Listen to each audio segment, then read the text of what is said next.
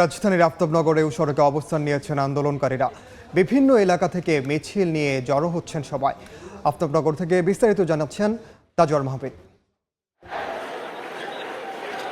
অসহযোগ আন্দোলনের ডাক দিয়েছে তার আজকে প্রথম দিন এবং এখন আফতাবনগরের সকাল 11টা বেজে কিছুক্ষণ পার হয়েছে এবং এখানে আশপাশে কয়েকটি বিশ্ববিদ্যালয় কিন্তু আছে, BRAC university, east West university, এবং তারা বাংলাদেশের পতাকা সহ এখানে জড়ো হয়েছেন এবং তারা একটি দাবিতে এখানে স্লোগান তুলছেন। তবে পুলিশের কোনো রকম উপস্থিতি আমরা দেখিনি এবং অসহযোগ আন্দোলনের যে বৈশিষ্ট্য সেটি হলো যে দোকানপাট এবং ব্যবসায়িক প্রতিষ্ঠান বন্ধ থাকার যেই ঘোষণা বা ডাক তারা দিয়েছে সেটি কিন্তু এই বাড্ডা, রামপুরা এবং আফতাবনগর এলাকায় আমরা খুব ভালোভাবে দেখেছি যে এখানে ব্যবসায়িক প্রতিষ্ঠান বা ছোটোখাটো ব্যবসায়িক যে দোকানপাটগুলো আছে সেগুলো কিন্তু এখন পর্যন্ত বন্ধ রয়েছে।